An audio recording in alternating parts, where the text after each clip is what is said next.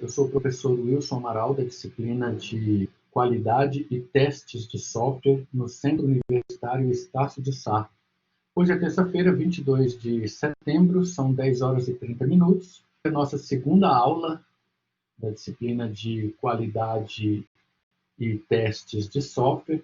Na aula passada, a gente viu os conceitos de qualidade de software e momento no qual eu apresentei para vocês o manual oficial da engenharia de software, que é esse aqui que está na tela, ó, o SUEBOC. Professor, o que é o SUEBOC? O SUEBOC, o acrônimo SUEBOC significa Software, SSW, Software, o E é Engineering, Engenharia, e BOC é Body of Knowledge, ou seja, corpo de conhecimento. Assim como existe o PMBOK, lá para a gestão de projeto, o PMBOK significa Project Management Body of Knowledge. Assim como existe o PMBOK lá para o pessoal de gerenciamento de projetos, existe o SUEBOK aqui para a gente na engenharia de software. O SUEBOK é um manual oficial, atualmente ele está na versão 3.0, é um manual do I3E, do Instituto de Engenharia, e ele traz as regras para os trabalhos, para orientar, para nortear os trabalhos associados à engenharia de software. Na aula passada, eu comentei sobre cada capítulo desse, propósito de cada capítulo, capítulo 1, capítulo 2, 3, até o capítulo número 15, está lá no vídeo da aula passada. Se alguém quiser, basta rever. E aí a gente comentou sobre a importância de cada capítulo desse aqui, que segue nada mais, nada menos do que o que preconiza a IBM no seu manual da Rational Unified Process, o processo unificado da Rational, da IBM. Ela apresenta aqui nas primeiras 4 disciplinas, ó, primeira disciplina, modelagem de negócios, segunda disciplina, requisitos, terceira disciplina, projetos, que é análise e design, quarta disciplina, implementação, e a quinta disciplina, testes. O PMBOK seguiu, o SUEBOK seguiu essa mesma linha. Então, no capítulo 1, ele apresenta justamente essa parte de engenharia de requisitos. O capítulo 2, ele apresenta projeto, que é análise e design. O capítulo 3, ele apresenta o desenvolvimento de software, tal qual está lá na metodologia da Rational, análise e design, o projeto. Depois, implementação, que é o desenvolvimento, e aí o SUEBOK traz aqui a implementação e desenvolvimento. No capítulo 4, teste de software, que a gente vai trabalhar nesse curso também, na disciplina de qualidade e teste de software, outro capítulo que a gente vai estudar é o 4. Então, desse manual aqui, a gente vai estudar o capítulo 4, que é teste de software, e o capítulo 10, que eu já mandei para vocês a tradução dele, que é qualidade de software. A nossa disciplina vai basear basicamente em cima desses 2 capítulos, 10, qualidade de software, e capítulo 4, teste de software. Eu já enviei para vocês, se alguém ainda não recebeu, me escreva, professor@wilsonamaral.com.br. Eu já mandei a tradução do capítulo 10, que é qualidade de software, está aqui, ó. Foi uma tradução que eu mesmo fiz, linha a linha, palavra a palavra, para não correr o risco de ter erro de tradução desses softwares de tradutores. E aí eu fiz a tradução literal aqui do capítulo 4 e a gente acabou de abordar o assunto dos custos associados à qualidade de software. A gente viu que são 4 custos: prevenção, avaliação, falha interna e falha externa. E aí eu pedi para vocês resolverem essa questão aqui, onde a alternativa correta era a letra D, e um terço de vocês acertaram. E aí o documento ele apresenta mais informações a respeito do processo de se manter a qualidade de software. São esses itens aqui, ó, os fatores de influência, que estão lá na página 13, e os fatores de confiabilidade de um sistema. Lá na página 14, eu coloquei esse gráfico, que ele não está no material oficial. Esse gráfico eu coletei esse gráfico eu coletei desse livro aqui, ó, esse livro de engenharia de software. Ele é um livro muito rico, bem interessante. Ele traz, aqui no capítulo 2, ele apresenta as características de qualidade de um software, e aí eu não deixei de colocar esse gráfico ali, porque eu achei ele super fundamental. Então, no material oficial, ele não tem esse gráfico, ele está aqui no livro, então eu vou voltar aqui a tela, se vocês puderem abrir aí a página 14 do material que está com vocês, é justamente esse gráfico aqui, ó. Esse gráfico ele é muito interessante porque ele apresenta a curva de falha de um software, tá? E aí eu vou explicar o quão interessante é esse gráfico, por isso que eu coloquei aqui, ó. O que esse gráfico apresenta para a gente? Ele dá informações riquíssimas. A primeira informação rica que ele apresenta para a gente é que, conforme vocês podem observar aqui, ó, não, em vez de eu falar, eu vou perguntar. Eu vou perguntar. Olhando para esse gráfico aí, ó, qual é a primeira informação que vocês recebem? Vai lá, Alexandre, Arthur, Caio, Felipe, Gabriel, Gustavo, João Victor, Kaique, Matheus, Pedro, Juan. Quando você bate o olho nesse gráfico, qual é a primeira informação que ele te passa? A primeira informação que você recebe dele. Quem pode me dizer? Quando você olha para esse gráfico, qual a primeira informação que ele te passa? Você vai ter muitas falhas. Exatamente. O Alexandre já botou aí na bucha, ó. A primeira informação que ele tem é essa daqui, ó. A curva, eu vou até rabiscar em cima desse gráfico, que ele é muito interessante. Que no início do software, tá vendo aqui que no eixo das abscissas aqui, no eixo X, a gente tem o tempo, ó.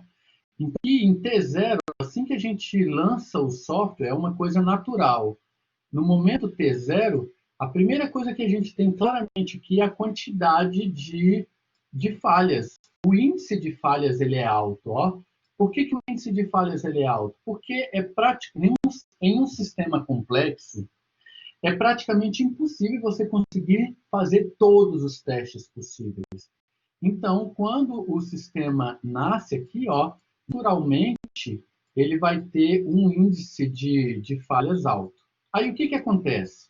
Os usuários vão reportando essas falhas, vão abrindo chamados, e aí a gente vai corrigindo essas falhas. Conforme a gente vai corrigindo essas falhas, o que acontece? O índice delas tende a diminuir conforme o tempo vai passando. Ó. T1, aqui foram intervenções que a gente foi fazendo, T2. Então, aqui, esse tempo vai depender do tipo de software. Por exemplo, a Microsoft, ela mantém no ar um sistema operacional dela, em média, em torno de 3 anos. O que demorou mais, o sistema operacional que ficou mais tempo no ar foi o Windows XP, que levou 6 anos. Mas, em média, o Windows 7, por exemplo, ele durou 3 anos. O Windows Vista durou 3 anos. O Windows 8 durou 3 anos. O Windows 10 está na metade do caminho. A Microsoft já está preparando aí o Windows 11. Por que eles fazem isso? Porque conforme o software vai nascendo, ele tem um alto índice de falhas, e aí essas falhas vão sendo corrigidas. Que é o que eu chamei aqui, ó, nessas caixinhas aqui, ó, que a gente chama das mudanças. Há 3 tipos de mudança. três tipos de mudança, na verdade 5, né? Eu vou falar nesse primeiro momento só de três. Há três tipos de mudança no software. Quem poderia me dizer quais são os três tipos de mudança que nós temos no software? Atualização. São três atualizações. Quais são os três tipos de atualizações que a gente tem no software? Na verdade, são 5, mas nessa primeira aula aqui eu vou falar só de 3, tá? A gente pode ter uma manutenção corretiva, que é aquela intervenção feita com o objetivo de corrigir uma falha no software, é a manutenção corretiva. Então, o software está com algum problema, não está atendendo ao requisito, está com algum problema, a manutenção é corretiva. A outra manutenção que a gente tem é a manutenção evolutiva, que é uma melhoria. Ela também é chamada de adaptativa. Tá? É uma melhoria que o cliente pediu. Surgiu uma regra nova, ele quer um relatório novo, mudou a forma de cálculo, então o sistema não tem um erro, mas ele precisa ser evoluído. A outra, eu já vou falar logo de tudo. Oi, pode perguntar. Incremental também? Não. Aí, das manutenções, os tipos de manutenções são essas. Uma manutenção evolutiva, ela pode ser uma manutenção incremental, que eu vou incrementando e melhorando o sistema, tá? Mas esse termo incremental, ele não encaixa aqui, ele é muito utilizado lá na área de segurança. Eu posso ter backups totais, incrementais. Aqui dentro das manutenções, das mudanças, elas são essas 4 primeiro. Pode ser corretiva, pode ser evolutiva, ela pode ser perfectiva. Eu vou falar logo das 4, tá, gente? Perfectiva. E a última, ela pode ser preventiva. Então, já vou falar rapidamente dessas 4 tipos de mudanças que podem acontecer. Tá? Então, a mudança ela pode ser para corrigir um erro no software. Por exemplo, o programa está fazendo o cálculo errado. Então, a manutenção é a corretiva. Tá? O software, não, o cliente pediu uma mudança, uma melhoria, ele quer um relatório novo. Aí é evolutiva. Ou adaptativa, porque lá no Sweboc ele chama de adaptativa, tá? Ela tem também a manutenção perfectiva. A perfectiva é o seguinte, o software está funcionando perfeitamente, o usuário não pediu, mas aí quer saber, eu estou tranquilo aqui, eu vou, por exemplo, melhorar a documentação do software. Tem uma consulta lá que ela está um pouco lenta, eu vou melhorar a performance dela. Então, essa é a manutenção perfectiva. E a preventiva é aquela manutenção realizada para um problema que vai acontecer no futuro. Eu não sei se vocês lembram, por exemplo, do bug do milênio, que foi um problema que ficou famoso no final da década de 90, que os sistemas trabalhavam com datas no formato dia a dia, mês, ano. Eles trabalhavam nesse formato, por quê? Porque ocupava menos memória. Quando foi no final da década de 90, de 1999, quando virou o milênio, no ano 2000, os boletos que eram calculados para o ano, por exemplo, o boleto que ia vencer em janeiro de 2000, o sistema entendia como janeiro de 1900, porque só tinha 2 dígitos para a data. Então, esse foi conhecido como bug do milênio. E aí, o que eles precisaram fazer? Eles precisaram formatar todos os sistemas para trabalhar com padrão de data com 4 dígitos. Antigamente, se trabalhava com 2 dígitos, porque a memória era muito cara. Antigamente, para vocês terem uma ideia, eu tenho aqui, por exemplo, uma foto do primeiro disco rígido da IBM, o ano era 1956, pode parecer brincadeira, mas sabe quanto tem esse disco rígido aqui? 5 megabytes. O ano era 1956. Esse HD de 5 megabytes, ele custava $1 milhão. Era o custo da memória antigamente. Então, por esse motivo, os sistemas antigamente trabalhavam com dígitos somente para a data. Então, por esse motivo, a gente teve o bug do milênio. E aí, muitos softwares foram corrigidos antes para poder não ter esse tipo de problema. Esse é o tipo de manutenção chamada preventiva. É aquela que eu vou fazer para corrigir um problema que hoje não existe, mas amanhã ele vai existir. Os alunos que fizeram a minha disciplina de auditoria de sistemas, no primeiro horário, vão lembrar lá do probabilidade do risco, a probabilidade total, ou seja, ele vai acontecer com certeza. Então, essa é a manutenção preventiva. São os 4 tipos de manutenção de software que nós temos. Corretiva, para corrigir um defeito, evolutiva, para melhorar o software que o cliente pediu, perfectiva, para o sistema não tem nenhum erro, mas estou fazendo uma intervenção ali para ele ficar melhor, estou melhorando a documentação, melhorando a performance, segurança. E a preventiva, que é um erro que eu sei que vai acontecer no futuro, então eu já vou corrigir logo.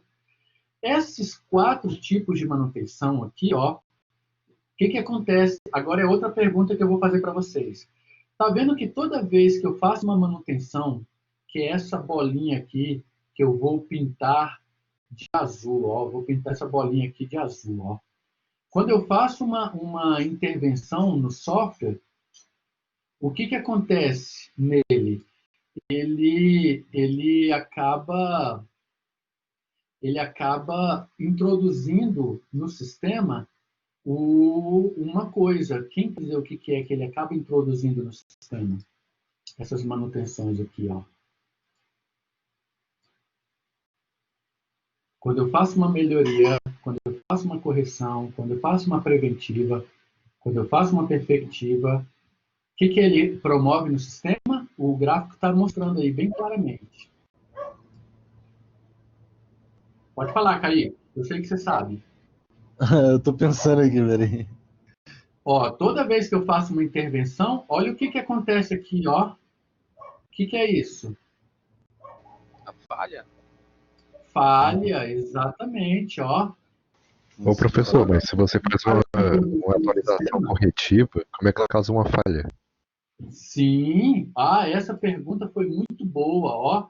Professor, se eu estou fazendo uma correção no software, como é que ele causa uma falha? É o que mais acontece. Às vezes, Tá. Entendi.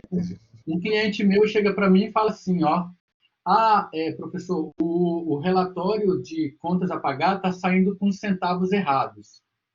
Aí eu vou lá, localizo no código, milhares de linhas. Descobri, eu vou lá e mudo a função. Quando eu mudo essa função, alguma outra coisa que estava dependendo dela pode parar de funcionar. Pensem que isso aqui é sistema, gente, é tudo interligado. Uma coisa acaba influenciando na outra. Então, mesmo quando você faz uma manutenção corretiva, vou até botar aqui de azulzinho, ó, mesmo quando você faz uma manutenção corretiva, ela naturalmente introduz falhas no sistema. Porque você corrige uma coisa, mas pode dar falha em outra, no caso. Seria isso? Exatamente. Exatamente. Tá. Você corrige uma coisa e outra coisa para de funcionar. Por quê? Porque geralmente essas correções não vão ser coisas simples, tá? O usuário não vai chegar para você e vai falar assim, lá no aplicativo tem uma palavrinha errada aqui, por exemplo. Vou mostrar o meu programa aqui para vocês, ó. Imagine que bem aqui, ó, para responder essa questão, imagine que está com um texto errado. Não é esse tipo de correção ridícula. É correção assim, olha, o sistema está calculando a coordenada do GPS errada, está passando o parâmetro errado. Esse tipo de intervenção, ela não é só feita em um único ponto do sistema. Às vezes você precisa mexer 20, 30 lugares diferentes para poder atender um único pedido do usuário. E o que isso causa no sistema? Olha aqui, isso introduz falhas, ó. Toda vez que você faz uma intervenção, olha lá, as falhas, ó, elas aumentam. E aí, quando você vai corrigindo depois, ela nunca volta no mesmo patamar, ó. Tá vendo que ela volta sempre acima, ó? Ela volta sempre acima. Porque todas as intervenções que a gente faz, o software é uma coisa complexa, tá, gente? Não pensem em vocês que vocês vão ser convidados a desenvolver calculadora para somar dois números aí no mercado, não. Esquece. Esse tipo de coisa a gente só passa na sala de aula para enganar vocês. Na aula lá de algoritmos, que a gente pede para fazer um programa para somar dois números, é só para vocês ficarem felizes. Ah, que legal, programação é só isso, nhenhenhê, mimimi. Não. No mercado, o buraco é mais embaixo. Você vai ter que trabalhar com sistemas complexos, sistemas altamente complexos, com milhares de linhas de código. Então, as intervenções sempre vão ser complexas. E quando você corrige essas falhas depois, ó, ele nunca volta, de modo que essa curva ela vai subindo, ó, até que chega um momento que acontece o quê? Chega um momento que a quantidade de falhas é tão grande que a empresa precisa descontinuar o software. Por isso, a Apple lança uma versão do iOS todo ano. Por esse motivo, a Microsoft lança uma versão nova do Windows todo ano. Por quê? Porque a quantidade de falhas aqui, ó, ela vai crescendo de tal forma que chega um momento que fica não só financeiramente, mas também tecnicamente inviável dar manutenção nesse software. Por esse motivo, vocês ouviram recentemente, tá? No final do ano passado, a Microsoft lançou a nota técnica falando que estava descontinuando o Windows 7, que não ia mais dar manutenção. Se eu quiser continuar usando o 7, você pode, mas por sua conta e risco. Por quê? Porque a Microsoft ela desligou aqui, ó, o sistema. Por quê? Porque é inviável continuar dando manutenção nele. Justamente por conta disso. Então, tem gente que pensa que a Apple lança uma versão nova do iOS e do iPhone todo ano porque ela quer só ganhar dinheiro. É isso também, tá? Mas o principal fator é isso aqui, ó, a curva do software. A curva ideal seria segurança, não, né? Eu pensei que seria por causa da segurança. Mas só que a segurança gera mais gastos. E logo o lucro fica menor, então não vale a pena. Não, você está correto. Segurança é um dos principais fatores que obrigam essas intervenções aqui, ó. Então, aí ela gasta mais por causa da segurança e logo ela ganha menos. Aí ela exatamente. Aí ela precisa descontinuar. Não só, o principal fator não é monetário, gente. Antigamente, quando eu não estava muito a fundo na área de software, eu achava que o principal fator era monetário, mas não é.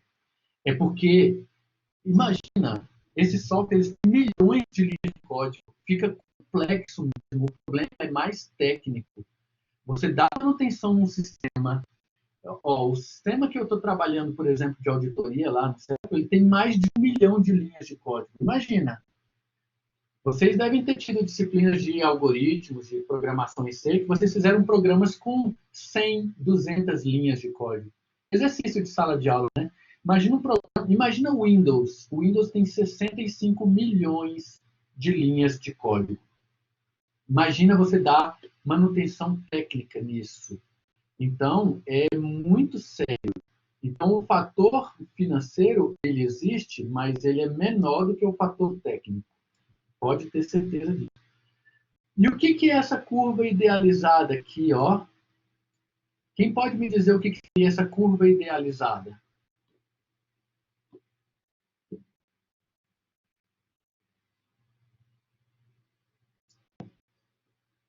Seria um tempo até começar a apresentar falhas? Não. Seria um caso de um software, por exemplo, que nunca recebeu manutenção, não precisa receber manutenção. Tá. Então, ele vai continuar nessa curva aqui, ó. Óbvio, ela nunca vai alcançar o eixo X, porque é impossível você ter um software imune a falhas. Anotem isso em algum lugar, tá, gente? Inclusive, eu tenho questões que falam, tem uma alternativa lá que fala do software com índice zero de falhas. É impossível. Nem um software simples como esse aqui, ó, que é uma calculadora, nem um softwarezinho fuleiro como esse, ele está imune a falhas. Agora, já que eu abri essa calculadora, foi ótimo. Esse é um exemplo de um software que está nessa curva aqui, ó, curva idealizada. Por quê? Esse software, por exemplo, ele precisa ficar recebendo manutenção. Não tem manutenção coletiva, não tem manutenção efetiva, não tem manutenção preventiva. Ou seja, a calculadora é um Professor, o seu exemplo áudio tá ruim. da curva idealizada. Pode falar, Arthur, pode falar, Kaique. É que seu áudio tá cortando muito. Tá falhando. Tá vendo? Eu vou trocar o áudio, então, para outro computador. Só um minutinho. Melhorou agora, melhorou. Fala aí de novo. Melhorou? Atenção, 1, 2, 3. Melhorou. Se tiver ruim, me avisem que tem uma outra máquina aqui. Tá Falhou falhando? de novo. Falhou de novo.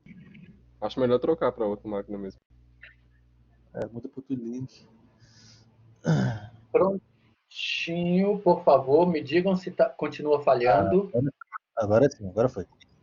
Melhorou? Ótimo, porque eu estou apresentando a aula simultaneamente de 2 computadores com redes diferentes, inclusive, para que se um der problema, eu pego o outro. Então, se falhar aqui também me falem, que aí eu dou um outro jeito. Então, o que acontece? A calculadora do Windows, do Mac, do Linux, é um exemplo de um software que vai trabalhar aqui nessa curva idealizada. O que é a curva idealizada?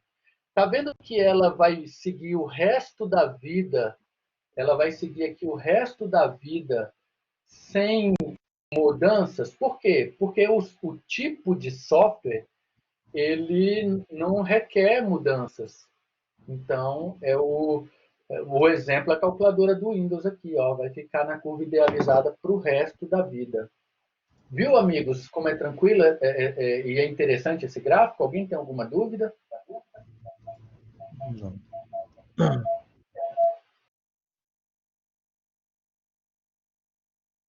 Tranquilo, professor, até o momento.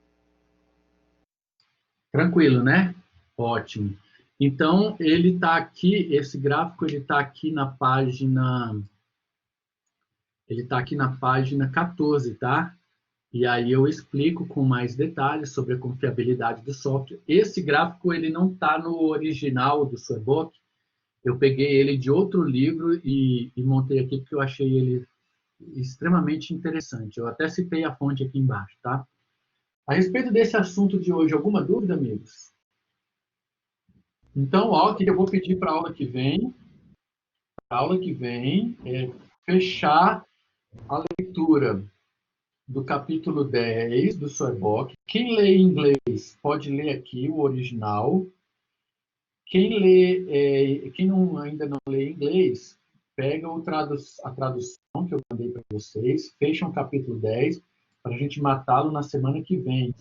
Havendo dúvidas, não deixe de me escrever durante a semana. O meu e-mail é professora@wilsonamaral.com.br. Não deixem de ler o Swarebook no capítulo 10. Quem não tem ainda o material traduzido e quiser, basta me escrever. Vamos fechar esse conteúdo durante a semana para na aula que vem a gente só tirar as dúvidas. Combinado, amigos?